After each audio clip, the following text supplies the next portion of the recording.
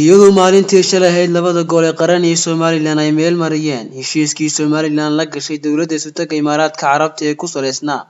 saldhigga dawladda Imaaraadka Carabta dhisan doonto magaalada Berbera waxaana si mug iyo miisaan loo soo dhaweeyay qaar ka mid ah dhalinyarada gobolka Togdheer ugu horeyntiiba waxaa halkaasi ka hadlay gudoomiyaha garabka dhalinyarada ee xisbiga talada dalka haya Kulmiye Abubakar Carabi Leeye sidoo kale waxaa ka daba qaatay xubno dhalinyaro ah iyo gabi ahaantood basti weyn soo dhaweeyay saldhigani military ee dawladda Sultanka Imaaraadka ku yeelan doonto magaalada Berbera ee xarunta gobolka Saaxil adduunku inuu saaxiib inala noqdo ayuu horseed u yahay marka madaxweynaha Somaliland Axmed Maxamed Siilaanyo iyo xukuumaddiisa waa ku hambalyeynaa labada gole baarlamaanka iyo guurtida waan ku hambalyeynaa heshiiskaas sidii shalay aqlabiyadda ahayd ay u meel mariyeen u taageeri mayno waxa weeye qof jeclaysi waxaan u taageeraynaa faa'iidada qaranka ugu jirta waxaan u taageeraynaa investmentka iyo maalgelinta ku jirta dhaqaalaha ku jira amniga ku jira waxa mudan in aynu adduunyada la macaamilo marka waanu taageeraynaa waanu isbarbar taagaynaa madaxweynaha iyo labada goloba waanu ku bogaadinaynaa madaxweyne iyo labada goloba boqolkiiba boqol waa ku mahadsantihiin hawsha balaadhana qaranka u qabateen dalkiina u qabateen dadkiina u qabateen dadkii ka soo horjeedana waxaanu leenahay maadaama tiimlidaradii dalka tihiin hogaamiyaashii dalka tihiin shirkii shalay golaha ka dhacayna ka soo baxdeen iyo balbaritaba in maadareer seebaa ku wadasa dunidu waxay ku horumartaa investmentka in dunida ka hesho haddaynu diidno investmentkii dalkeennina khayraadkeennina waxba ka soo saaran weyno aan xaglaha laabano oo warkeennu noqdo wuxuun diid wuxuun cambaaree qarankan socon maayo waxyaalaha qarankan lagu horumarinayo ee mashaariicda aynu dunida ka helayno aynu soo dhaweyno waxaan soo dhaweynayaa tallaabada ay qaadeen labada golaha guurtida iyo baarlamaanka ee ay ku ansixiyeen saldhigga military in la siiyo dalka Imaaraadka Carabta ka madaxweyne mustaqbal ahaan waxaan leeyahay sharciga ha sareeyo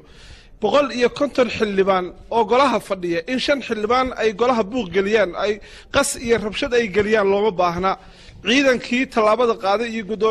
gudoominayay shirkaana waan ku hambalyeynaya heshiiskaasi dhalinyaro ahaan wadan ahaan runtii faa'iido badan buu leeyahay shaqo la'aanta baahsan ee wadanka ka jirta runtii asadkan mustaqbalka wadanku u harayo waxyaabo badan baa wadanka faa'iido inoo ah waxaan leenahay hal lagu garab tago hal lagu garab istaago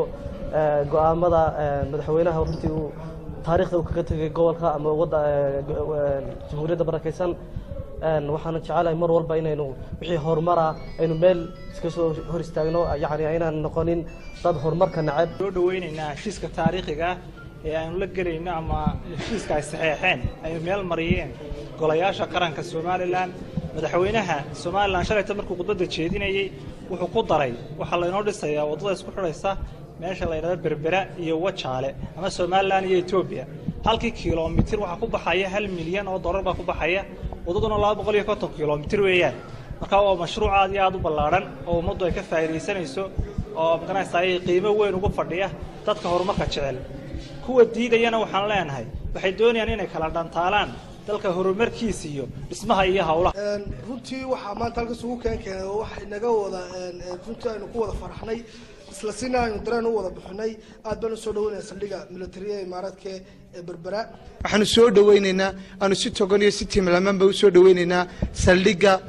military ee magaalada Berbera sababtaan u soo dhaweynaynaa maaha inaan qof ugu danaynayno ee waxaan u aragnay inay ugu jirto shacabka ama ummadda jamhuuriyadda Somaliland guud ahaan inay dan ugu jirto saldhiggan oo ay tahay boodkii ama meeshii kaga xirmayeen adduunka dalka Somaliland waxa adalaan la aqoonsan muddo 25 sano waxaan leeyahay Imaaraadku wuxuu qaaday tallaabo geesinimo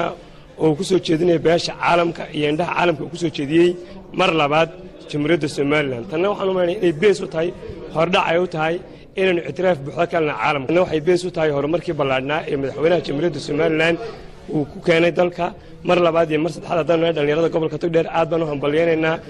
muhiimiyadda ugu weyn ee dahsoon inoo leeyahay waxa kamid ah in statuskeena ama heerkeena diblomaasiyadeed aynu caalam ku leenahay inuu kor u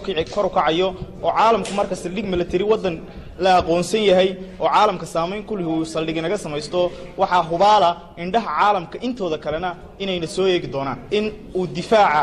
caalamka inagala qayb qaadan doono wadankeena difaaciisa inuu inagala qayb qaadan doono waxa weeye marka saldhig military kugu yaalo iyo marka aad cid la tahay isku si lagaaga xisaabtami maayo waxaad lagu xisaabtamaya siyaabo kala duwan aad iyo aad u hambalyeynaya soo dhaweynaya heshiiskii shalayto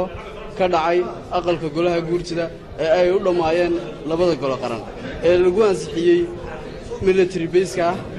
imaaraad Khalid Cabdikariin Xaaji shabakada caalamiga ee Jarcad News Burco